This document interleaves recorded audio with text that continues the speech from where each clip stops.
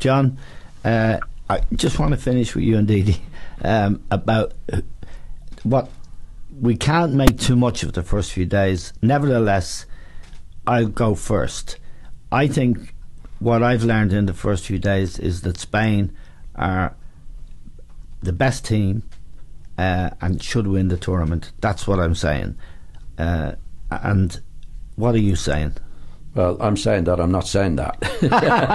And I want to see more of it. Yeah, of course. I mean, the signs are good for Spain. You know, Brazil, they weren't good for Brazil. But there again, the manager might get a hold of Brazil last night. Look, this is not good enough. We've got to go out and do it and see a different team altogether. So I wouldn't actually commit myself to it, Eamon. I think what's been enjoyable about it is, again, like we've seen in major competitions before, the lesser teams. Yes. Iceland, Morocco, their attitude and the way that they perform. Peru, we would see tonight. Tunisia, Mexico, all of what's regarded as the smaller teams have been absolutely brilliant. And I think it was in the Euros, last Euros that we had, it was the smaller teams that made the competition.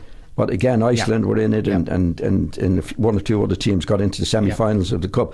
And it shows you that the progress of the smaller teams around the world has really, really improved. And maybe the top teams become less as good as they were in previous time, and it makes a great competition, because years ago we would have seen these teams, they would have been wiped out of it in the first day. Oh, they're easy teams. That's not happening. No. So we'll see again Tunisia tonight. I think that's what I've enjoyed more about the World Cup so far. I know it's early days. I mean, is that the lesser teams, what their attitude has been and how they performed. And again, Tunisia against England tonight will be another great example of how this tournament is going to progress. Didi, you've tipped Brazil, and have you just about the point John is making? I think it's very relevant for us because of the way Martin O'Neill has the team playing, which I think is 1975 Stone Age stuff.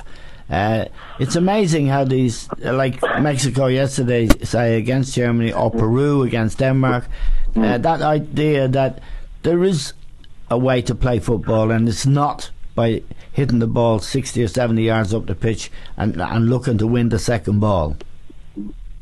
Yeah, well, I think it's great for football that these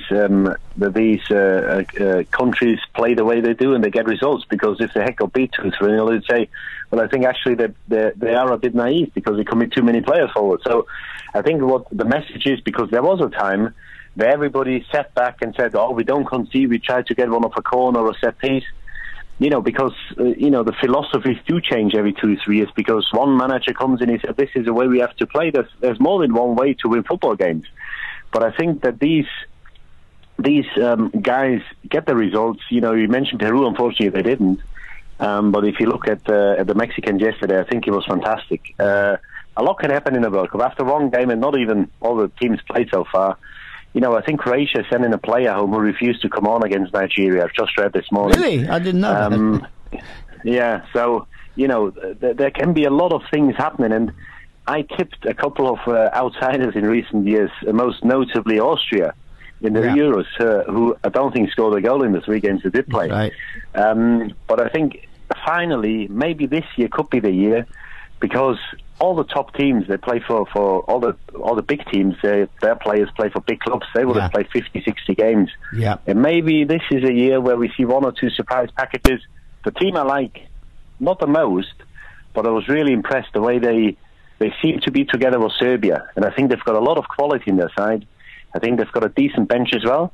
So I'll stick with Brazil, and a team that's going further than people may think would be Serbia for me.